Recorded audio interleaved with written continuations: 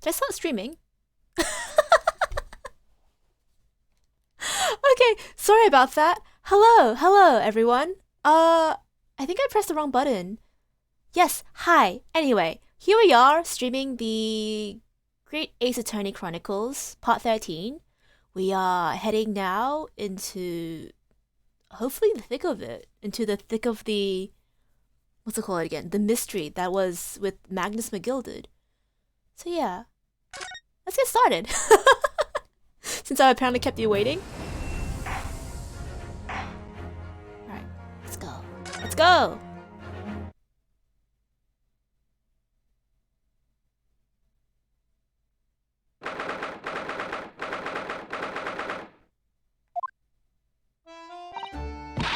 See?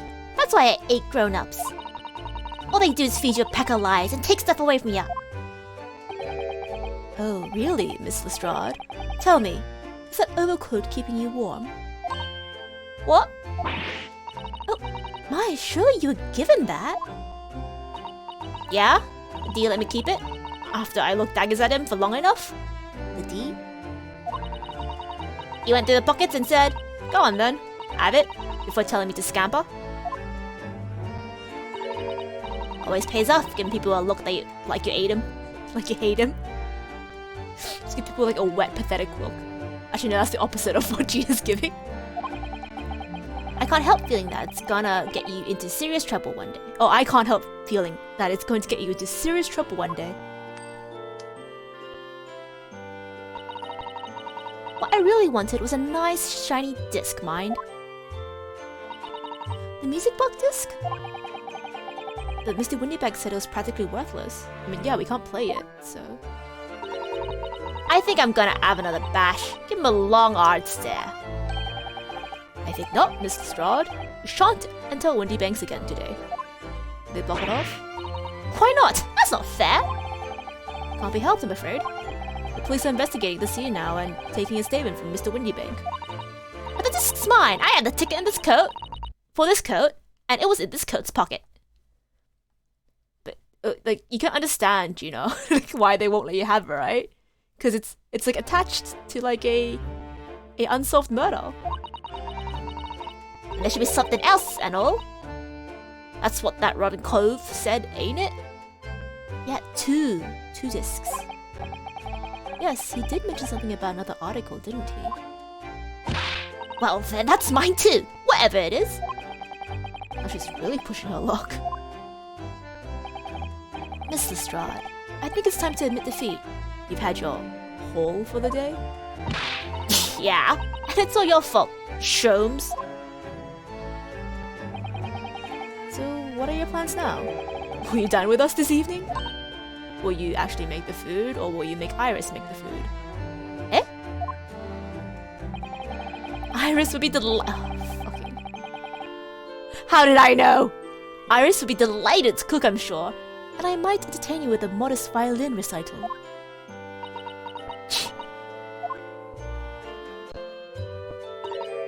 No, Ta. Oh. Why would I come round to your place, eh? Have you lost your head or something? Eh? Oh, did she run off? Oh dear, she's gone.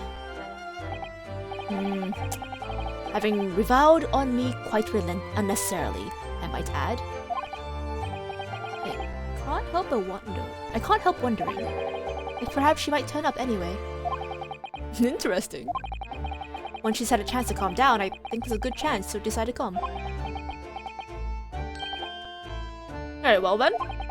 I'll inform Iris to set up a place for our potential guest at the dinner table this evening. And one more thing. I should be glad of your company later too. Sorry? Did we live there? I believe I will have a rather splendid surprise to show you. Is that the violin recital? Oh, how exciting! What is it? You shall have to wait and see, Mr. Sutter. Until then. Oh, until later, then. Wait, he's just gonna go? We can't go back.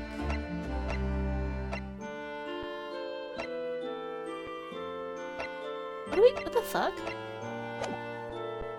Okay, well, let's just have a little wander around, I guess. It's already been 2 months since we started taking lodgings here above Mr. Holmes' office. I still can't quite believe it. I never expected things would turn out like this. I know! To actually be sharing accommodation with the world's greatest detective. If I ever find myself before a court of law now, I will have not one regret. I don't know what you're talking about, but I'll be happy to defend you, of course. I think Susato is the most capable of murder out of all the main characters. Like, not in a mean way, but in like a practical way, you know? She's just the most capable of murder. Okay. Should we head back then? We were asked earlier to show our faces here, so it can't be dinner time already, can it? Oh no, apparently. Yeah, it's 3:40. Ah, Susie! Runo! Ah, come in! Good afternoon, Iris. Thank you so much for breakfast this morning. Oh, don't mention it. Goodness, look at the time already. Busy as always? I am. I'm preparing everything for dinner this evening. Already? You're obviously cooking something special, are you? Oh yes, after all, we have special guests joining us.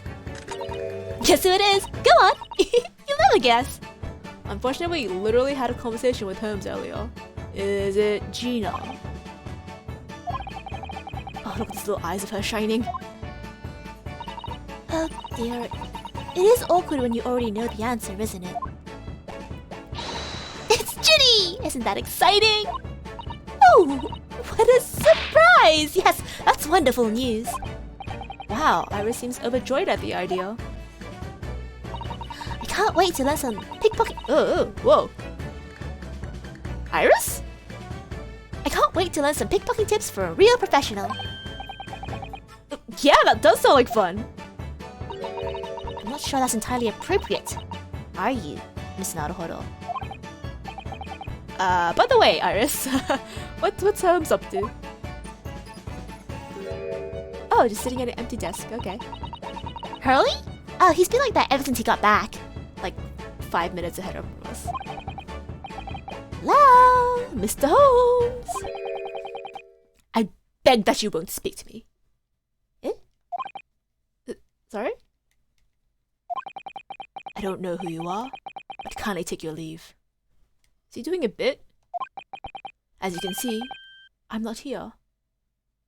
Oh, he's doing a bit. I don't know how to respond to that. I do apologize. When he gets like this, he's completely oblivious to everything. Yeah, I see. Really, he behaves just like a child sometimes, Hurley does. Mr. Holmes and Iris have something of a parent and child relationship, don't they? Only, Holmes is the child and Iris is the parent, despite their ages. Oh, exactly my thought. Yeah, except Iris is clearly the parent here. Come to think of it, I wonder where her real parents are. What's the matter, Runo? You had such a funny look on your face. Oh no, it's nothing. I know what it is. It's... Why does this girl live here with Mr. Holmes? You're wondering. Am I right? Ow! How did you... Oh, Runo, I can read you like a book. Ugh, this girl's dangerous. Don't worry. You can ask me anything. I won't mind. Oh, she's too nice. Hello. Which case is this one? Hello, C-Firms. C-Firms? This is I think the last case in the first game? So, Great Ace Attorney Adventures. So, currently we have been to the Windy Banks pawnbrokery and have met a character with a top hat who was trying to steal a music disc that Gina had retrieved. yeah, that case. So yeah, now we're presently waiting for Gina to come for dinner. Okay, Iris. Let's talk about Ginny. So, by Ginny, you mean Miss Lestrade, the young woman from McGilded case 2 months ago, right? Yes, who also stole my experimental smoke grenade launcher. And didn't give it back, apparently? Although, after that trial, I admitted her back here and we had dinner together. And now we're the best of friends. Well, it's good to have friends your own age, Iris. Oh, what a lovely tale. Yes, now if I bump into her on the street, she runs away as fast as she can. Oh, Iris. Oh, sweetheart. Oh. I chase her down at the back. Iris? I chase after her down the back alleys. This is like a cat and dog relationship where Iris is the puppy that thinks that they're having a great game with the cat that just wants to be left alone. Interesting idea of friendship. And then I let her have the latest color of smoke grenade I've developed. Ah! Oh. There's so many beautiful colors in the world. Ginny wants me to make a whole rainbow. I suppose this means... Oh, sorry. I suppose this means you let Miss Lestrade keep the smoke grenade launcher, have you? Yes, that's right. I got bored of it anyway. Hurley always reacts the same way when I shoot it with it now. Poor Hurley. Oh, I can't wait for Ginny to arrive. It's been too long since she last came over. I'm so excited! I just hope she actually does come. I think she will. I mean, free meal, right? A rainbow for Gina. Happy Pride. Happy Pride! Rainbow smoke grenade. Living with herbs. Yeah, why do you live with a 34-year-old whom you care for like a child? I'm sure you've been wondering why it is that I live here with Hurley, haven't you? It's crossed my mind. That and where are your real parents? My mommy and daddy aren't with me anymore. Like, physically? Or, like, in it... I'm so sorry. Iris, I'm so sorry. Oh my god, Iris, I'm so sorry. Mommy passed away when I was born. And around the same time, my father... Well, he had to go to a faraway land because of one of the cases he and Hurley were working on. Oh. Wait a minute. Did you say he and Hurley? Yeah. Daddy and Hurley were always solving mysterious cases together. She didn't mention that before. He wrote them... Oh, she's a writer after her father. Oh no, this hurts me. You don't just ask someone that for yours. Yeah, like, I understand his curiosity, because why the hell is this 10-year-old a caretaker for like a man in his 30s?